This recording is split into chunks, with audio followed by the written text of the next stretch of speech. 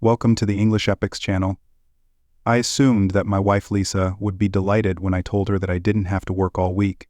I'm a heavy equipment mechanic, and unfortunately I end up working long hours. Lisa had planned a 3-day trip with her sisters to Lake Venona. Usually they rent cabins and the families spend 3 days swimming, hiking, and enjoying themselves around a campfire. I had already told my wife that I couldn't come, and she seemed to understand. It was the middle of the week. I earn a good income, especially with overtime. I've missed most of these trips, so I was really happy when I finally had a chance to take a little break. Hi honey, great news. This time I'll be able to join you guys. That's great, Bob. I'm sure the kids will appreciate it. And you'll have fun too. If you don't mind, I'd like to bring my dirt bike. There are a few marked trails there that I'd love to try out. I'll only do it if you're okay with it. I don't want to cause any trouble. That's great. Lake Venona has lots of hills and you should definitely ride on them. Enjoy life. Lisa was making dinner while I was getting the bike ready. Actually, it wasn't a true off-road bike. It was a 2-stroke engine, street legal, but it could be used off-road if you didn't push it too hard, that I didn't have many chances to use it at home. Dinner was ready about the time I finished. Usually we had dinner together every evening. Lisa and I had been married for 12 years. We had 3 kids. Tammy was 11, Josh was 8, and Terry was 7. We had a cozy little frame house with a big mortgage, and the Connor family was doing just fine. After dinner was over, the kids settled in front of the TV while I took a shower. Lisa was finishing something on the computer when I walked in to grab my trail maps. I noticed that she quickly deleted something and logged out of the system as I entered the room. I pretended not to notice while rummaging through the closet. She smiled and left the room, so I quietly pressed the cancel shutdown button. Once I confirmed she was downstairs, I opened her email. There was nothing in her inbox, and if there had been, I was sure she would have deleted it. Just to be thorough, I checked the trash folder. Lisa was always very cautious, especially when it came to her email. I had never asked her about it. Usually she would delete everything twice. There was never any record of her incoming or outgoing mail. This time, however, she had been in a hurry, and I noticed that while she deleted a file, she didn't delete it from the trash folder. And there it was. Plans have changed. Bob will be coming with us. You can still come, but I'll ask Kathy to put you in the last cabin. We'll still have time together since he'll be riding his motorcycle. See you later, LK. The message had been sent to a D. Thompson at the address Zebra.net. This was not good. Who the hell was D. Thompson and why was he coming to our family gathering? What did Lisa's sister Kathy have to do with this? Lisa was doing some laundry that the kids wanted to take on the trip, so I pulled her high school yearbook off the shelf. It didn't take me long to find Don Thompson. There was even a picture of Lisa and Don together at prom. I had never been the smartest guy, nor a particularly suspicious one. Maybe I should have been. I thought our marriage was solid overall. I met Lisa about 2 years after she graduated from high school. I was 3 years older than her, and had a good job. After dating for about 6 months, I asked her to marry me, and she agreed. Now I was beginning to wonder why. If she had been dating this guy in high school and was still seeing him, then why the hell did she marry me? I earned a good living, though I never considered myself particularly ambitious. I worked hard for my family. I didn't care much about myself. I always believed it was worth it for them, but now I wasn't so sure that I never liked children in general, but I loved my own kids. I would do anything for them simply because they were mine. I was a very devoted father. The weekend promised to be interesting. The kids wasted no time heading down to the lake. Meanwhile, I unloaded everything, including the motorcycle. Lisa's sister Kathy was there with her 4 kids. Her younger sister Cora was divorced and had 3 little ones. Kathy's husband George hadn't come along. It seemed like I was going to be the odd man out for the weekend, apart from the extra guy who was supposed to stay in the last cabin. Once I got settled, I noticed a dark green Durango parked near the last cabin that we all had a quick bite to eat, and I announced that I was going for a ride. I got the motorcycle ready and grabbed a video camera before leaving. The motorcycle was a noisy little machine, and I was sure Lisa was counting on that, so she could be confident I wouldn't sneak back unnoticed. I rode about half a kilometer, let the motorcycle idle for a bit, and then turned it off. The walk back to the campsite took only about 10 minutes. The 3 sisters were sitting at the picnic table, chatting, while the kids were scattered all over the place. Around this time, a tall, handsome guy, who I assumed was the owner of the Durango, approached the table. All the women greeted him warmly. About 10 minutes later, he got up and walked away, heading around the cabins toward the changing rooms. I started making my way closer when I saw Lisa get up from the table and head in his direction. Don entered through the back door of the women's side, probably to avoid being seen, and Lisa followed him shortly after. Quietly, I entered from the opposite side and turned on the video camera. I didn't even take the lens cover off because, frankly, there was nothing to see. I moved closer to the neighboring wall and could hear their conversation. I really am sorry, Don. I had no idea Bob was coming today. I'll do my best to make it up to you. Most of the time, he'll probably be out riding his motorcycle. So all we need to do is keep an eye on the kids. It's okay, Lisa. I understand. I'm a little disappointed, but I'm sure we'll still have a great time. Tonight, they're planning a little party in the cabins. I'll sneak down to the lake and we can go for a swim together like in the good old days. Kathy will make sure Bob stays busy with something. I don't know if I can wait that long. Silly boy. Let's see, I think I can take care of you a little now, just enough to help you hold out until it gets dark. I heard the sound of a zipper being undone and clothes being removed. When Dawn started moaning, it became obvious that my wife was doing something intimate with him, that I listened closely and could hear her slurping and humming as she worked on him. Eventually, he started moaning and breathing a bit heavier. After a few coughing fits and the sound of her spitting, Lisa began giggling. All right, Dawn, that should hold you over until tonight. I need to get back to my sisters. I sat there, stunned. My heart was shattered, but what the hell did I expect? I had been sneaking around trying to catch her, and I did. Maybe I was disappointed that it had actually happened, but deep down I knew it would. I stayed there for another 10 minutes after they left, trying to figure out what to do. It was absolutely soul-crushing, and I hated feeling so defeated. I didn't manage to get any video, but I had recorded 10 minutes of solid audio on the camera. I returned to the motorcycle and set out on a long, grueling ride. I needed something to cool down. It would have been so easy to confront Lisa face-to-face and get everything out in the open, but that just wasn't my style. In fact, I didn't have much of a style. I simply avoided confrontation with most problems.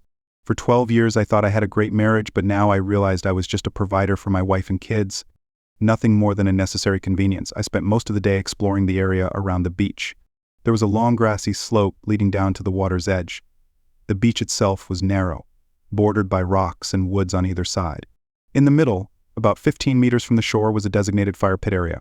Lisa, Kathy, and Cora had taken the kids on a hike to the local waterfall.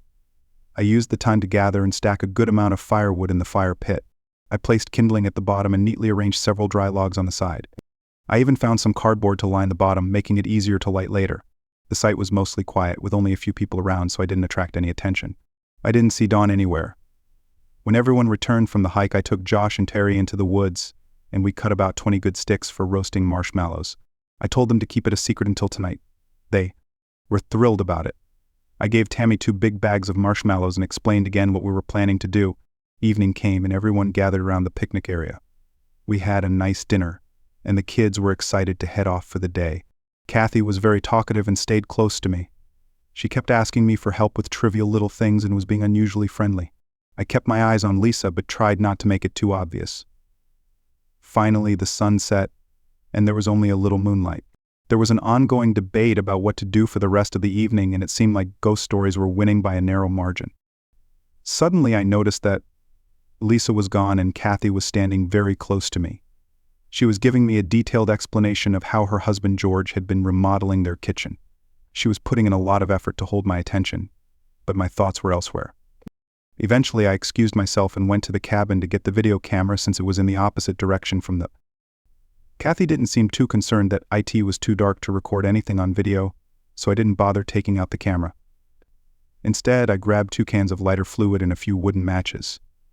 Heading behind the cabins, I managed to make my way down the slope to the beach without Kathy noticing me. The moonlight was just enough to keep me from breaking my neck. As I got closer, I moved more quietly.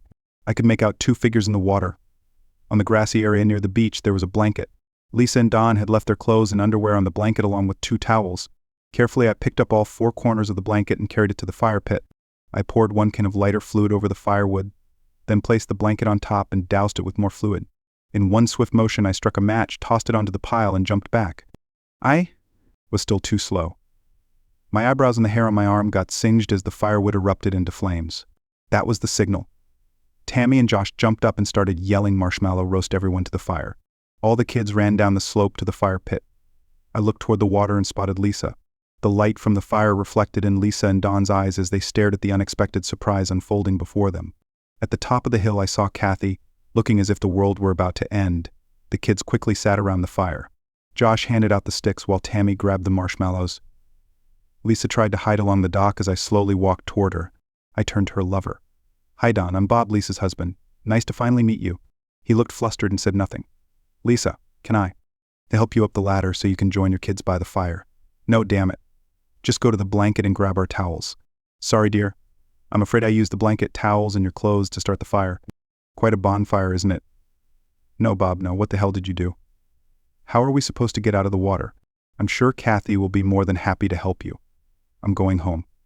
Kathy walked past me on the dock as I was leaving. I climbed back up the hill, and no one even noticed me slipping away. I grabbed my jacket and the videotape from the cabin. Using a valve stem tool from my toolbox, I removed the 4 valve stems from Lisa's sub. She wouldn't be able to fix it until the next day. I took a pair of pliers and tried to open the drain plug on Don's Durango, but it wouldn't budge. In the end, I hit it 3 times until it just snapped off. The Durango wasn't locked, so I got inside and retrieved his registration from the glove compartment. I knew Lisa could simply take one of her sister's cars, but I figured she'd wait until hers was ready. I turned off my mobile phone and rode out of the campground on my motorcycle, heading for the highway. It was a long ride on an uncomfortable vehicle. I didn't get very far because I had to stop to refuel the little gas guzzler and mix the gasoline with oil. At least it was late, and the roads weren't too crowded. Once I got moving, I leveled out the bike and started racking up the miles. A green Durango speed past me at a good pace, and I noticed some white fumes escaping from underneath it about 10 miles further down the road. It was pulled over. Don Thompson was bent under the hood trying to figure out the problem. I sped past unnoticed and headed for the next gas station. A bigger fuel tank sure would have been nice. After refueling, I had a cup of coffee and pulled out the registration details for the Durango from my pocket. Don lived in Pottsville, which meant I could take a detour and be there in less than an hour. Of course, once I arrived, I still needed to find his address. That took another hour. He lived in a modest frame house south of town. I couldn't tell if he owned the house or rented it. Either way, I figured he wouldn't be home for a while, so I broke a window on the kitchen door and let myself in. Don had a small computer set up in his bedroom. I found a wrench in one of his desk drawers and used it to remove the side panel from his computer tower. After pulling out the hard drive, I looked around for anything else that might be useful. On the corner of the desk, there was a CD album-style case with about 20 discs inside. I grabbed it along with the hard drive and left. Less than 2 hours later, including another fuel stop, I was back home. It was moments like these when I appreciated having a truck with a big cargo bed. I was able to stash my clothes, the computer, and a few household items behind the seat. I also gathered a pile of personal papers and documents and drove to a motel on the other side of town. It was 3 a.m. and I needed to get some rest because tomorrow was going to be a busy day.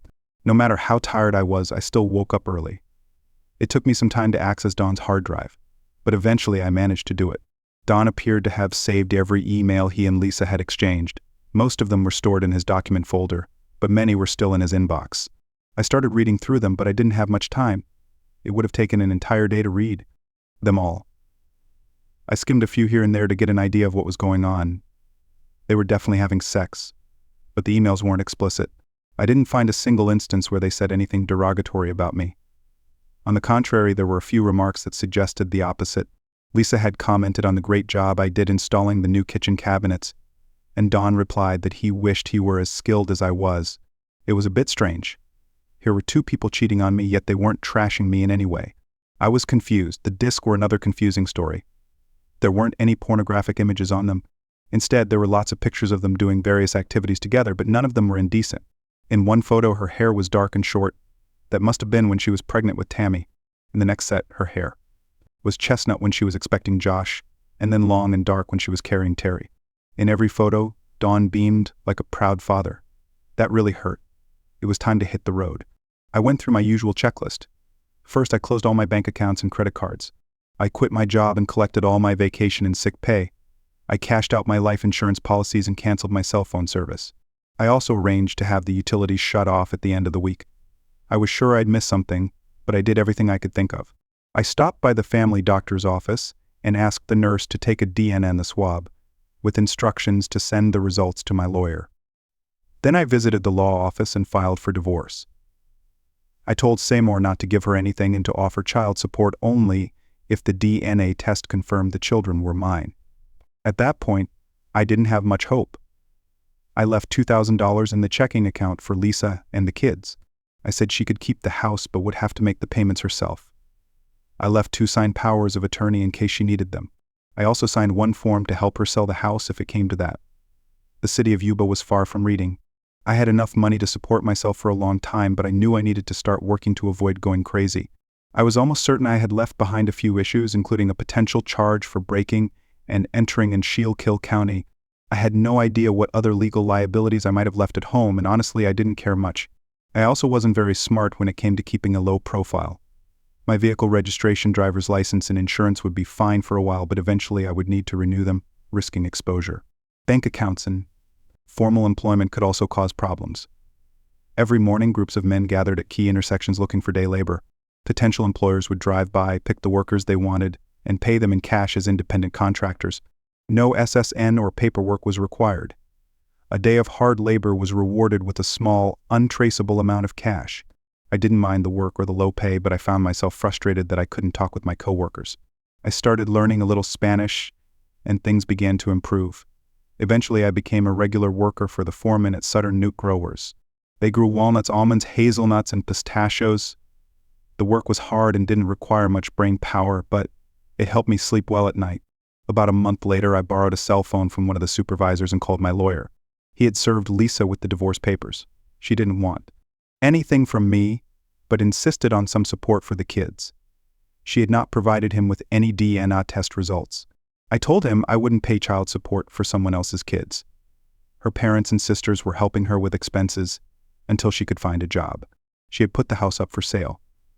If everything went smoothly, the divorce would be finalized in 4 months.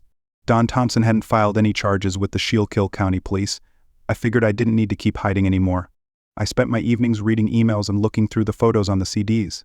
About 4 years ago, Lisa and Kathy had gone on a weekend cruise to Nassau. Lisa spent the cruise with Don Thompson while Kathy was with another man, not her husband, George. From the emails, I learned that his name was Richard Witt. The photos weren't exactly pleasant to look at. They clearly showed that Lisa and Don had shared a cabin. I loved Lisa and would have done anything for her. It was hard to process all the new information I was uncovering. How could I have been so blind? Sutter Nut Growers had 2 large tree shakers, but one had been broken since I started working there. Today, the second one broke down. The company had to call a specialist from Sacramento to repair them. They were planning to cut the workday short and send everyone home, so I asked the supervisor if I could take a look. It took me about an hour to get it running again. All my coworkers were happy because they were able to finish their shifts. I spent the rest of the day working on the second shaker and finally got it running by around 7 p.m. Everyone else had already left, so the supervisor, John Foreman, offered to drive me home. On the way, he offered me a full-time job as an equipment repair technician, which I immediately accepted. About a month later, I came home from work to find a cheap rental car parked in my driveway. George Mitchell, Kathy's husband, had tracked me down. He was sitting on the porch and gave me a slight smile as I approached the house. I wasn't exactly thrilled to see him, but I tried to be polite. "How long have you been waiting, George?" "About 2 hours. I'd take a cold beer if you've got one." I grabbed 2 Fosters and we sat down on opposite sides of the plastic kitchen table.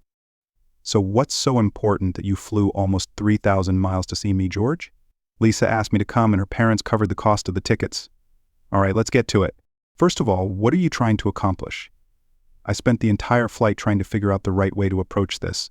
And let me tell you something not many people know, something about Kathy and me. "Is this about Richard Witt?" "Yes." I guess it wasn't as big of a secret as we had hoped. I just smiled. Bob, all 3 Spencer girls, Lisa, Kathy, and Cora, wanted to have big families. It was important to them, and it was very important to their parents. Kathy and I had been married for 2 years, but we weren't having any luck. A test showed the problem was with me. I was shooting blanks and Kathy was perfectly fine. We didn't want to adopt and we couldn't afford artificial procedures. It took a lot of time, but eventually we agreed to try and find someone else to get Kathy pregnant. I know it sounds strange, but we thought it through extensively. Richard was a friend of mine from high school. Kathy had dated him and been intimate with him before she met me. He was even one of the groomsmen at our wedding. I liked Richard, so Kathy and I met with him to explain the situation. At first, he resisted and only agreed under certain conditions. Conditions Richard said he would get Kathy pregnant as many times as we wanted, but he wanted to meet with her once a month and spend 1 weekend a year together. Under those conditions, he agreed to help until he found a wife. All 4 of our children are Richard's. About 3 years ago, I was the best man at his wedding and he hasn't seen Kathy since. What does this have to do with me and Lisa? The same thing, but different. I assume you're going to explain that. Lisa and Don Thompson were in love with each other from the lower grades of high school. They had their entire life together planned, except for one problem. Don was in a water skiing accident right after graduating high school. He could still have sex, but he couldn't father children. Lisa was devastated. Having children was the most important thing in her life. Dawn convinced Lisa that she should marry someone else so she could have a family of her own, but that they would remain close friends. You mean friends with benefits? That's a crude way to put it, Bob, but I think the answer is yes. I listened carefully to what George was saying. Some of it sounded plausible, but most of it was nonsense. I decided to let him talk a bit more. Lisa eventually agreed but asked Don to find her a husband. Don didn't want anyone from the Pottsville area, so he reached out to his friend in Reading, David Lipman. I believe you worked on some of David's fuel trucks. Yeah, Dave seemed like a good guy. Well, they narrowed it down to 3 guys and Lisa chose you. She pursued you, made you marry her, and let you think it was your idea. You gave her a good home, a happy marriage, and 3 wonderful children. She tried to be a loving wife to you while maintaining her relationship with Don. Over the years, she grew closer to you and saw Don less frequently. Both Lisa and Kathy tried to set Don up with other women, but he loved Lisa and wanted to keep his relationship with her. George reached into the pocket of his coat and slid an envelope across the table.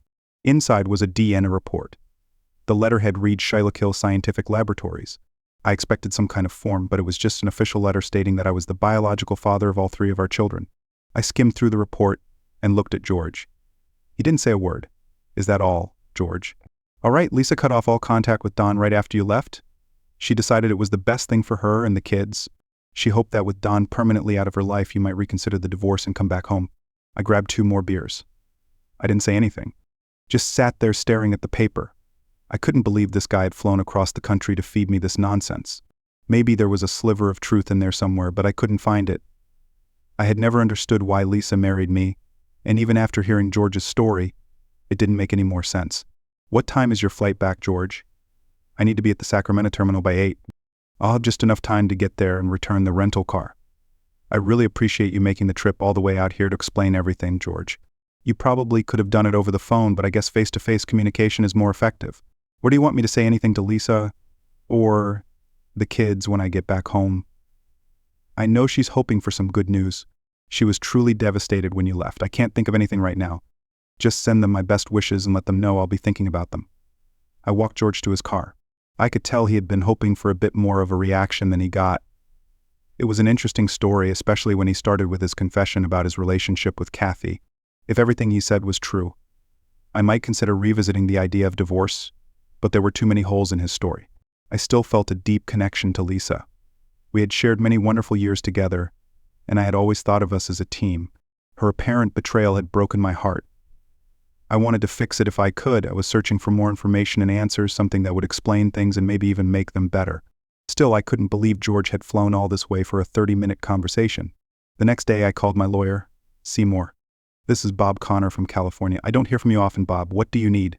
First of all, have you ever received any official DNA paternity test results?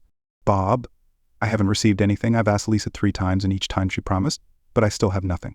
I even told her I'd cover the cost of the testing, but I don't think that changed anything. Lisa's brother-in-law handed me a letter from Schuylkill Scientific Laboratories in Pottsville stating that I'm the father. Did you send them any of my test samples that they could have used as a reference? I've never heard of that lab and I still have your samples here in my office. I've never sent them to anyone. Unless they somehow ran their own DNA test using your hair or nails, I have no idea what they were testing. I'll look into it. Anything else? Do you have anyone who could investigate a guy named Don Thompson who lives in Pottsville? I can't shake the feeling that knowing something about him might be important. I understand the divorce is nearly finalized and I don't want to mess things up, but if I can stop myself from making a mistake, I want to do it. No problem with that. Do I owe you any money? There's still a good buffer in your account. I'll let you know if you get close. About a week later, Seymour called me and said that Schuylkill Scientific Laboratories in Pottsville was a fraudulent DNA lab and had been shut down by the state. He also informed me that Don Thompson barely graduated high school. He wasn't very bright and struggled to hold down a job. He had just been fired from his latest position as a fuel truck driver and was having trouble finding anything else in the Pottsville area. Reports described him as a pleasant guy but simply not very smart. That evening when I got home from work, Tammy, Josh, and Terry ran up to the truck. They swarmed me as I tried to make my way to the porch, where their mother was waiting. What do I owe the pleasure? I felt the kids should be with their father, and since you didn't want to return to Pennsylvania, I decided to bring them here. I've already rented a place on the other side of the river in Marysville. Why don't I order some pizza and we can settle in? The next hour was spent with the kids excitedly telling me about their cross-country trip. They didn't make many stops along the way, but they still saw plenty of new and exciting things. Lisa stayed quiet, letting the little ones chatter nonstop. I turned on the TV for them, and they slowly began to relax. Lisa and I cleaned up after the messy dinner. Bob, I'm sorry for how everything turned out. I was hoping George could explain it to you, but it seems he didn't do a very good job. The day after you caught Don and me together, I ended things with him. It was foolish of me to maintain that relationship for as long as I did. For several years now, I've known that our marriage meant more to me than my friendship with Don. We'd been together for so long and were so close that it was hard to break those ties. I'm sorry if that sounds stupid, but I don't know how else to explain it. I haven't seen Don since that day at the campsite, and I don't plan to see him again. I hope you understand that it's you I love and that I want to spend the rest of my life with you. You're the father of my children, and I want you to be a part of raising them. I don't know what to say, Lisa. You've caught me off guard. There are a lot of things I don't understand and maybe don't want to understand. It's good to see the kids again, and I hope I can help you with them. Right now, I don't feel comfortable enough to commit to a relationship, but I'm open to working on it. That's fine. I understand your hesitation. I've lined up a job at a restaurant in Marysville, which I'll start next week. I'll have to work evenings and weekends. I'd appreciate it if you could watch the kids while I'm working, at least until I can arrange something more permanent. That sounds reasonable. Are you planning to bring them here, or do you want me to pick them up? I'll leave them here and pick them up after I'm done. I just hope it won't be too much of a burden. The arrangements seemed to work out well. Needless to say, on the first day I swabbed each of the kids' mouths for DNA samples and mailed them to Seymour immediately. Tammy was more talkative than usual and seemed concerned about the relationship between Lisa and me. I didn't want to drag the kids into the mess, so I avoided mentioning the divorce altogether. A letter arrived from George, and inside was a newspaper clipping and a note that simply said, "For your information." The clipping featured a photo of Don in military uniform. It stated that he had completed basic training and was being deployed to Bosnia for 2 years. I called Tammy over. "Do you know this man?" I asked, pointing to the photo. "Of course. That's Uncle Don. But we're not supposed to talk to you about him. Do you see Uncle Don often?" "We used to, but we were never allowed to tell you about it, or Mom would get mad." "Have you seen him since I left?" "Yeah, where?" "Mostly at Chuck E. Cheese or places like that. He and Mom would talk while we played games and stuff." "Did he ever stay at the house?" "Only once. It was about a week before we left, and the day before he went into the army." "Tell me about it." "Okay, but I'm not supposed to." "He came to the house in a taxi. He told Mom that he had enlisted in the army and was leaving for Philadelphia the next morning. Mom started crying and hugging him. She was saying all kinds of stuff. Josh, Terry, and I went inside and watched TV while they talked. She cried a lot and said things I couldn't understand. We all went to bed, but they were still talking. I came downstairs in the middle of the night to get a drink, and he wasn't on the couch. The next morning I looked out the window and saw him getting into a taxi. Mom was still crying. That same day she told us we were going to California to see you. Don't tell Mom I told you this, or she'll be really mad at me. Did your mom cry when I left? No. Everything was starting to fall into place. I don't think George's newspaper clipping had the effect he was hoping for. I had been looking forward to reconciling with Lisa, but now doubts had started to creep in. I wanted nothing more than to share all the information I had and let her explain some things, but I couldn't bring myself to do it. Maybe I was too much of a coward to start an argument about fidelity with the woman I loved. I had no reason to believe Tammy was lying to me, but what he told me contradicted what George and Lisa had said. It seemed pretty clear who was lying. I did what cowards always do, that I was sitting in the Seattle airport when my cell phone rang. "Dad, it's Tammy. Where are you?" "I'm at the Seattle airport, sweetheart." "When are you coming back home?" "Not for at least 10 months. I had to sign a contract to get this job and I'll be busy for a long time." "Mom is really mad at me for telling you about Uncle Don. We're leaving to go back east as soon as she gets her final paycheck from the restaurant, I think." "She's mad at you too. Tammy, I'm sorry if I caused trouble between you and your mom. Just remember, you didn't do anything wrong. None of this is your fault, and don't ever forget that. I'm going to miss you. Josh and Terry will miss you too. I'm sorry you had to leave, but I think I understand. I love you, sweetheart. Tell Josh and Terry that I love them too." After Tammy hung up, I called Seymour. The DNA results had come in. None of the kids were mine. It was yet another lie from George and Lisa. The divorce was set to be finalized in 2 weeks. I told Seymour that I would continue sending money for the kids' support as long as there were no further complications. He agreed to handle it for me. Prudhoe Bay is damn cold, but at least the knife wound in my back is healing. Thank you for listening until the end. See you in the next episode of English Epics. Take care of yourself and your loved ones. Goodbye.